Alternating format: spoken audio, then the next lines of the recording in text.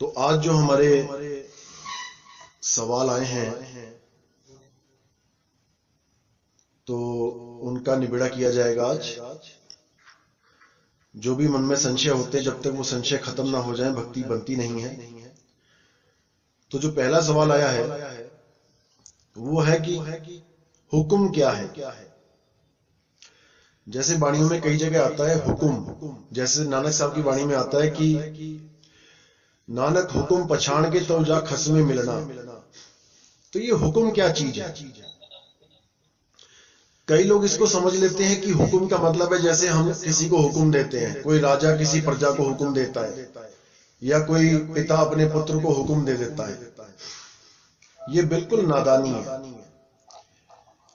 हुक्म का अर्थ जो है वो ये होता है कि आदेश देना, लेकिन हुक्म का जो भाव है वो ये नहीं है। हुक्म बोला गया है उस सर्वशक्तिमान के लिए, उस सार शब्द सतगुरु के लिए। नानक हुक्म पछाण के तव जा खसमे मिलना, यानी उस शब्द गुरु को पहचान के, उस सच्चे शब्द को पहचान के तब ही आप परमात्मा में लीन हो सकते हो, क्योंकि हुक्म ही परमात्मा है। हुक्म ही सार शब्द है, बस उसको पहचानना होता है। क्योंकि दुनियावी हुक्म शब्दों से चलते हैं। मैंने कुछ हुक्म दिया बोल के, मैंने कुछ बोल के हुक्म दिया तो आप समझोगे कि हाँ भाई मुझे किसी ने हुक्म दिया है। लेकिन जो बाबा नानक हुक्म की बात करते हैं वो हुक्म बोल के नहीं होता है। वो अखा वाजो वेखना बिन कन्ना सुनना, पैरा वाजो चलना बिन हत्था करना, जीवा वाजो बोलना यू जीवित मरना। नानक हुक्म पछाण के तब जा खसमे नो मिलना। नानक हुक्म पहचान गया, यानी कि उस हुक्म को, उस शब्द को पहचानो जो मुंह से बोला नहीं जा सकता, कानों से सुना नहीं जा सकता, उसकी बात की गई है। लेकिन कई लोग हुक्म को तीसरा राम बना के बैठ गए हैं और चौथा राम कुछ और बना दिया है। तो चलो जैसी जिसकी बुद्धि परमात्मा ने दी, लेकिन हर चीज को क्लियर करना चाहिए। अब ये लोग कहते हैं कि ये दुनिया परमात्मा ने बनाई, 84 लाख जूने परमात्मा ने बनाई, ये कुत्ते हाथी घोड़ा बिल्ली ये सब परमात्मा ने बनाए। जरूरत क्या थी परमात्मा को? मुझे कोई ये बता दे। अगर परमात्मा को दुनिया ही बनानी थी तो अच्छी बात है, बना दी। लेकिन उसमें 84 लाख बार जानवर बनाया जा रहा है हमें, और केवल एक बार इंसान जन्म दिया जा रहा है। तो ये हमारे पिता के लक्षण तो नहीं है भाई। अगर हमारा पिता भी हो, इतना निर्दयी तो नहीं हो सकता कि 84 लाख बार हमें दुख दे और केवल एक बार हमें मौका दे दुख से पार होने का, वो भी हम नहीं, उस मौके को नहीं हम समझ पाए, चूक गए, तो फिर 84 लाख में चले गए। भाई ऐसे लक्षण तो नहीं है परमात्मा के। तो बोला जाता है लख 84 जून बनाई मानस को प्रभ दी पड़ियाई, इस पौड़ी ते जो नर चूके आए जाए दुख पाए। मतलब पहले 84 लाख जूने बना दी, उसके बाद एक जन्म दे दिया मनुष्य का। उसमें भी अगर आप विवेकी नहीं हो, उसमें भी अगर आप धोखा खा गए, इस पौड़ी ते जो नर चूके आए जाए दुख पाए। फिर उसी 84 में चले जाओ, फिर कुत्ते बिल्ली बनते रहो, फिर शेरों के आगे जान बचाने के लिए दौड़ते रहो, फिर एक घूंट पानी पीने के लिए मगरमच्छ से अपनी जान गंवाओ। नदियों में छुपे बैठे हैं, इंतजार कर रहे हैं शिकार का, कब पानी पीने आएगा और कब हम दबोच लेंगे। इतना कुछ होने पर क्या दया नहीं आती परमात्मा को? वैसे कहते हैं परमात्मा दया का सागर है। इतनी निर्दयी दुनिया बना के मिला क्या परमात्मा को, जहां पे पल की खबर नहीं है, एक पल की खबर नहीं है। इस मृत्यु लोक में, इस काल के लोक में हर संत ने इस दुनिया को काल की दुनिया बोला है, काल का लोक बोला है, और लोग इसको परमात्मा की दुनिया बना के बैठे हैं। कि परमात्मा ने हुक्म दिया है कि दुनिया बनाओ ऐसी, परमात्मा के हुक्म से 84 लाख जूने बनी है। अरे फिर भक्ति क्यों करनी है? फिर भक्ति क्यों करनी है? परमात्मा ने बनाई है 84 लाख, परमात्मा इंसान जन्म दे रहा है, परमात्मा ही मुक्त कर देगा। फिर भक्ति की बात कहां से आ गई? फिर मुक्ति की बात कहां? जब परमात्मा ने ही जेल बनाई है तो मुक्त कौन कर सकता है भाई? हमें पाकिस्तान की फौज ने पकड़ लिया और जेल में डाल दिया, हमें एक उम्मीद होती है कि हमें कोई भारत से बचाने आएगा, हमारे प्रधानमंत्री हमें कुछ ऐसा वहां करेंगे कि हमें उनकी कैद से बचा के लेके जाएंगे। अरे जब जेल ही परमात्मा की बनवा दी तुम लोगों ने कि जेल ही परमात्मा की, तो वहां बचाएगा कौन हमें? इतनी भी बुद्धि नहीं लगा रहे, इतना भी विचार नहीं कर रहे। और गुरबाणी कहती है सकल काल का किया तमाशा। ये सारा तमाशा जितना भी है ये सकल काल का तमाशा है, ये परमात्मा का तमाशा नहीं है। लेकिन इन लोगों की बुद्धि पे ऐसा लॉक लगा दिया है इस काल भगवान ने कि अब इनको कोई समझाने वाला नहीं है। कोई बात नहीं, परमात्मा ने दुनिया बनाई होती तो चलो ठीक है, एक दुनिया बना दी, चलो ठीक है, 184 जून बना दी, कोई बात नहीं, चलो एक जन्म भी दे दिया इंसान का, कोई बात नहीं। अब उस एक जन्म इंसान का जो मिला है उसमें भी 36 बीमारियां लगा दी हैं। मैं कहता हूं चलो काम, क्रोध, लोभ, मोह, अहंकार हमने खुद से पैदा कर दिया, ठीक है, मान लिया, लेकिन ये सोना, चांदी, हीरे, जवाहरात ये तो हमने पैदा नहीं किए। अरे इसी से नहीं पीछा छूट रहा किसी का। सोने के पीछे भाग रहा है, चांदी के पीछे भाग रहा है। ये सब बनाने की क्या जरूरत थी? केवल 5 तत्व बना देते, बात खत्म थी। तो भाई ये बहुत बड़ा जाल है, इसको समझना पड़ेगा। माया महा ठगिनी हम जानी, काहू के कौड़ी बन बैठी। किसी के कौड़ी बन के बैठी है और किसी के हीरा बन के बैठी है। अब हीरा किसने बनाया भाई? जब परमात्मा ने सृष्टि बनाई तो हीरा भी उसी ने बनाया है, यानी उसी ने हीरा बना के माया को लगा दिया पीछे कि कोई भक्ति ना कर पाए, हीरे जवाहरात में उलझा रहे। अगर ये हीरे जवाहरात ये कुछ होता ही नहीं तो कौन इसके पीछे उलझता? सब अपना भक्ति करते निकल जाते। लेकिन ऐसी माया की ये दौड़ लगी है, कोई नहीं समझ पा रहा है कि हम आ कहां गए, फंस कहां गए। तो इसको समझना है अच्छी तरह। दूसरा सवाल है कि नाम तो सब ले लेते हैं, लेकिन सार शब्द प्रगट किसका होता है? जैसे कई बार होता है, कुछ लोग आते हैं पंथों में, भक्ति करते हैं, शुरू में मन लगा के करते हैं, लेकिन धीरे धीरे उसको लगता है कि पता नहीं मुझे क्यों नहीं मिल रहा, पता नहीं कितना समय लगेगा, और धीरे धीरे करके उसको एक ऑर्डिनरी चीज बना देते हैं, यानी एक आम चीज बना देते हैं। जो शुरू में लगन होती है वो लगन खत्म हो जाती है और उसको एक नॉर्मल जिंदगी में जैसे 5 मिनट मिल गए चलो बैठ लिए, 10 मिनट मिल गए चलो बैठ लिए, ऐसे करने लग जाते हैं। ऐसे बात नहीं बनेगी। बात बैठने की भी नहीं है, बात है सूरत की। जब तक आपकी लगन में पूरी लगन नहीं लगी, जब तक वो प्रकट नहीं होगा। अगर आपकी सूरत कहीं और लगी हुई है, किसी और चीज को आप इंपॉर्टेंस दे रहे हो उससे ज्यादा, तो भाई वो प्रकट नहीं होगा। मैं ये नहीं कह रहा कि सब कुछ छोड़ दो, सब कुछ करो, जो चल रहा है जिंदगी में चलाए चलो, लेकिन जो हमारा लक्ष्य होता है उस लक्ष्य को नहीं विसारना है, उस लक्ष्य को ढील नहीं देनी है। जो निशाना है उस पे अटल होके रहना है। तो विकार भी रोकने पड़ेंगे, शब्द तभी प्रकट होगा।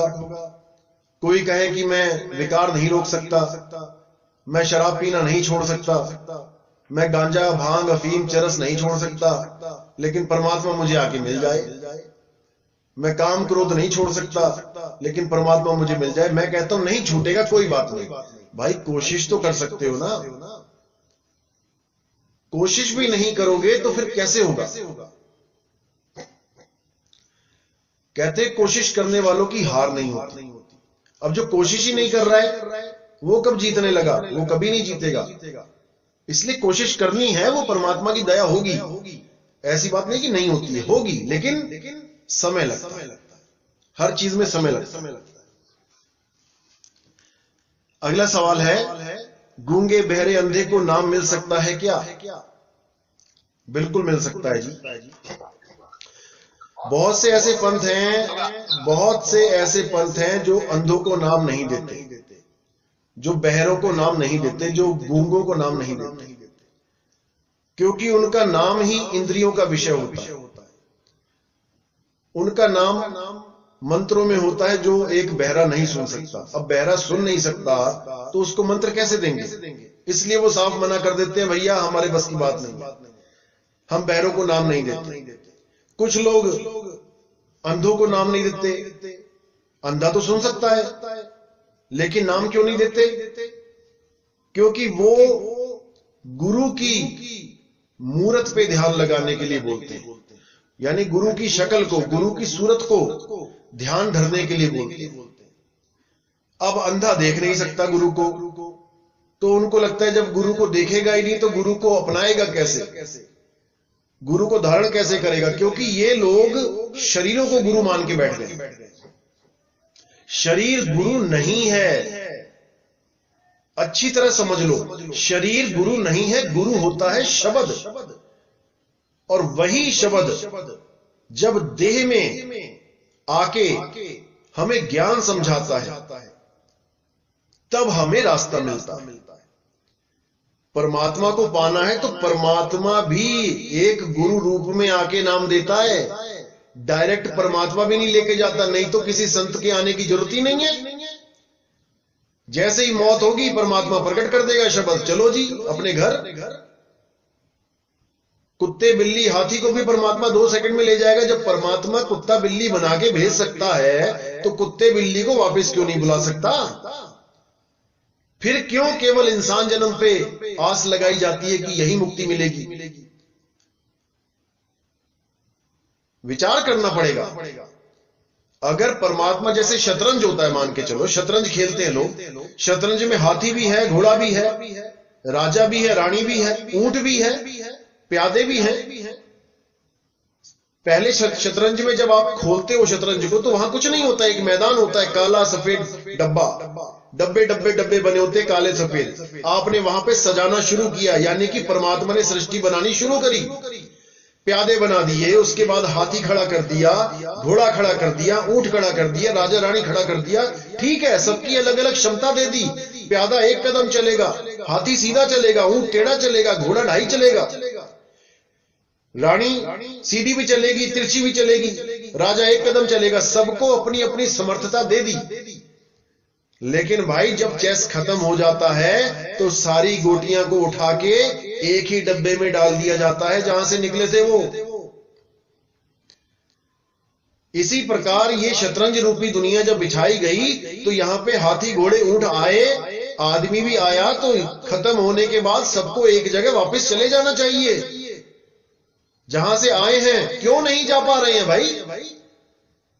परमात्मा ने अपने खेलने के लिए खिलौना बना दिया, ठीक है, खेल बना दिया, हम लोग को खिलौने के लिए, खिलौने की तरह यूज कर लिया, ठीक है। अरे भैया खेल खत्म हो जाए तो वापस वहां तो पहुंचा दो जहां से उठाया था।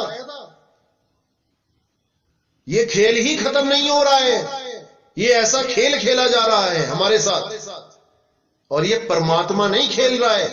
कोई इस गलतफहमी में ना रहे कि ये परमात्मा खेल खेल रहा है। ये शब्द की शक्ति से खेल चल रहा है, और इसको खेलने वाला मन और माया है। अगर ये मन और माया के पास शब्द की शक्ति ना हो तो ये खेल नहीं खेल सकते हमारे साथ, ये सृष्टि नहीं बना पाएंगे। और वो शब्द की शक्ति क्या है? वो हमारी सूरत है। हमारी सूरत से ही सारे काम चल रहे हैं मनमाया के। अगर हमने अपनी सूरत को घुमा दिया तो ये कुछ नहीं कर पाएंगे दोनों। लेकिन हमें ऐसा गुरु नहीं मिल पा रहा है जो हमारी सूरत को घुमा दे, वहां पहुंचा दे जहां से ये आई थी।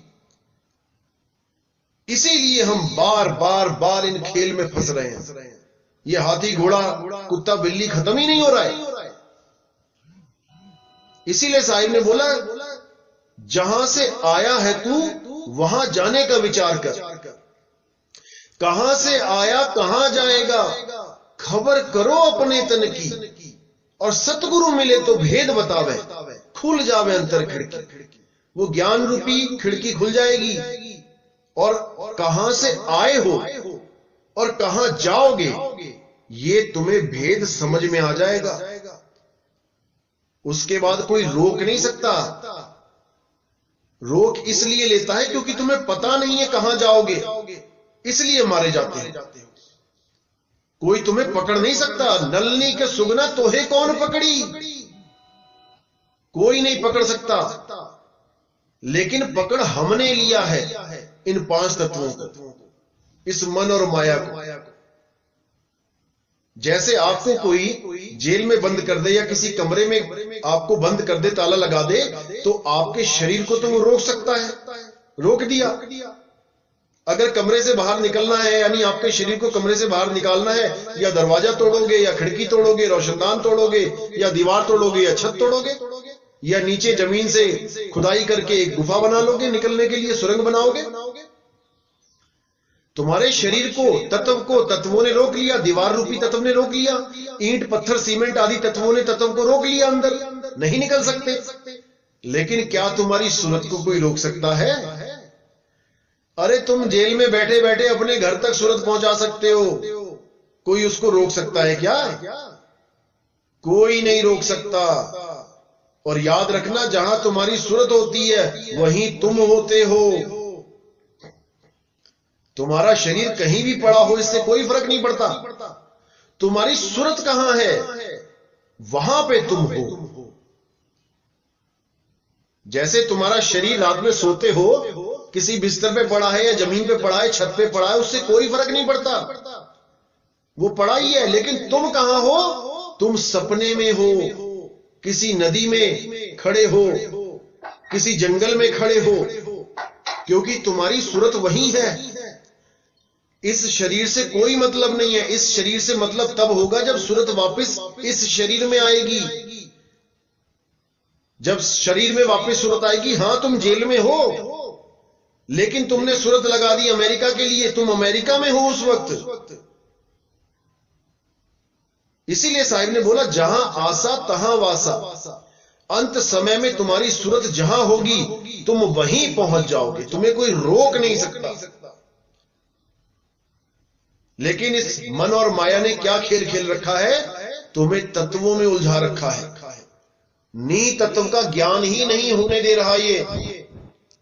और जब तक नी तत्व का ज्ञान नहीं होगा भाई, रास्ता नहीं मिलेगा। रास्ता बिल्कुल नहीं मिलेगा। तत्वों में उलझोगे, वापस तत्वों में ही आ जाओगे। तो आगे बोलते हैं कि गूंगे बहरे को नाम कैसे मिलता है? देखो, नाम मिलता है सूरत को। नाम कान को नहीं मिलता है, नाम आंख को नहीं मिलता है, नाम मुंह को नहीं दिया जाता है, नाम चमड़ी को नहीं दिया जाता है, इंद्रियों को नहीं दिया जाता है। नाम मिलता है सूरत को। अगर इंसान की सूरत ठीक है, सूरत काम कर रही है, तो उसको नाम मिल सकता है। भले उसकी आंख काम नहीं करती, भले उसके कान काम नहीं करते, भला उसका मुंह नहीं काम करता, उससे कोई फर्क नहीं पड़ता। इंद्रियां काम नहीं करती, कोई बात नहीं, सूरत काम करनी चाहिए। अगर सूरत काम कर रही है वो मुक्त हो सकता है, उसको नाम मिल सकता है। क्योंकि लोग कहते हैं अंधों को नाम नहीं मिलता, गुरु को देखेगा कैसे? असल में वो दृष्टि और सूरत को समझ नहीं पा रहे। दृष्टि क्या है, सूरत क्या है? वो गुरु को दृष्टि में लाने की कोशिश कर रहे कि देखो गुरु जी सामने बैठे, देखो। और जब बंदा देख रहा है तो सोच रहे हैं कि हां इसकी मुक्ति हो जाएगी। दृष्टि वहां तक है जहां तक तुम्हारी आंखें काम कर रही हैं। जो चीज आंखों से दिखाई दे रही है वो दृष्टि है, और दृष्टि सीमित है। आधा किलोमीटर, 1 किलोमीटर, 5 किलोमीटर, 10 किलोमीटर, इससे ज्यादा क्या देख पाओगे भाई? ज्यादा से ज्यादा सूरज चांद दिख रहे हैं लाखों किलोमीटर दूर, बहुत बड़े हैं इसलिए दिखाई दे रहे हैं। अगर छोटे छोटे होते तो वो भी ना दिखते। लेकिन सुरति अनलिमिटेड है, सूरत कहीं भी जा सकती है। सूरत दृष्टि की गुलाम नहीं है कि जहां तक दृष्टि है वहीं तक सूरत रहेगी, नहीं। दृष्टि शरीर का विषय है और सुरति अध्यात्म का विषय है। तो दोनों में फर्क है। नाम किसी को भी मिल सकता है जिसकी सुरत काम कर रही है। तो अगला सवाल है, अगर गुरुजी नाम ना दे, यानी बिना गुरु के विधि बताए, क्या हम उसको प्राप्त कर सकते हैं? गुरु ने विधि नहीं बताई, यानी हमने किसी गुरु से नाम नहीं लिया, तो क्या हम ऐसा कुछ कर सकते हैं कि वो हमें प्रकट हो जाए परमात्मा? ऐसा नहीं होता भाई, क्योंकि बिना गुरु के विवेक नहीं बढ़ता है। आप बुद्धि तो लगा लोगे, बुद्धि तो बहुत है इंसान में, लेकिन विवेक की कमी है। विवेक देने वाला कौन होता है? वो परमात्मा होता है। परमात्मा के बिना विवेक कोई दे ही नहीं सकता किसी को। बुद्धि बहुत तेज होती है लोगों की, डॉक्टर बन जाते हैं, तेज बुद्धि वाले साइंटिस्ट बन जाते हैं, बड़े बड़े ओहदों पे आ जाते हैं, बहुत बड़े बड़े लेक्चरर बन जाते हैं, लेकिन क्या करते हैं? गाड़ी के आगे मिर्ची बांध ली, पत्थरों की पूजा कर ली, तीर्थों पे जाके मत्थे टेक लिए, पढ़े लिखे हैं, डॉक्टर हैं, इंजीनियर हैं, सब कुछ है, लेकिन विवेक नहीं है। विवेक नहीं है। अगर विवेकी हो तो ये कभी ना करे। कबीर साहब कहते, पाथर पूजे हरि मिले तो मैं पूजू पहाड़। ये विवेक की बात है। इसमें, इस दोहे में विवेक छुपा है। तो विवेक के बिना आप क्या करोगे? ज्यादा से ज्यादा उन चीजों में ढूंढने की कोशिश करोगे जो आपको इंद्रियों के द्वारा दिखाई दे रही हैं या महसूस हो रही हैं। इससे ज्यादा कुछ नहीं कर पाओगे। जो भी चीज इंद्रियों से दिखाई दे रही है, कोई मंदिर, कोई मस्जिद, कोई गुरुद्वारा, कोई पेड़ पौधे, कोई जल, अग्नि, जो भी तुम्हें इंद्रियों के द्वारा दिख रहा है, महसूस हो रहा है, तुम उसी में ढूंढने की कोशिश करोगे, क्योंकि तुम्हें ना तो भेद पता है और ना तुम्हारे पास इतना विवेक है कि तुम बिना गुरु के आगे बढ़ सके। तो जब गुरु मिलता है विवेकी, तब आपको आगे का ज्ञान होता है और आप इन चीजों को छोड़ते चले जाते हो बड़े प्रेम से। जब विवेकी गुरु मिलता है और सत्य का निर्णय कर देता है, तो 50-50 साल से जो आप साधना कर रहे हो, जो आप कर्मकांड कर रहे हो, उसको एक पल में छोड़ देते हो, क्योंकि आप निर्णय कर सकते हो कि मैं सही कर रहा हूं या गलत। इसीलिए बोला, गुरु मेरे सभी बड़े अपनी अपनी ठौर, और शब्द विवेकी पारखी सो माथे का मोर। शब्द विवेकी, ऐसा गुरु चाहिए जो शब्द का विवेक करे। कुछ लोग कहते हैं गुरु को परमात्मा ही है गुरु, देही गुरु नहीं है। अरे तो शब्द का विवेक क्या परमात्मा करेगा? क्या परमात्मा शब्द का विवेक करेगा? गुरु करता है शब्द का विवेक। शब्द विवेकी पारखी सो माथे का मोर। उस गुरु को अपने माथे का मोर बनाओ जो शब्द का विवेक करे। जो खुद विवेकी होगा वो तुम्हें भी कर देगा विवेकी। परमात्मा तो पूर्ण विवेकी है भाई, उसको परख करने की जरूरत नहीं है, वो पहले से ही परखा परखाया हुआ है। तो यहां पे गुरुओं की बात चल रही है।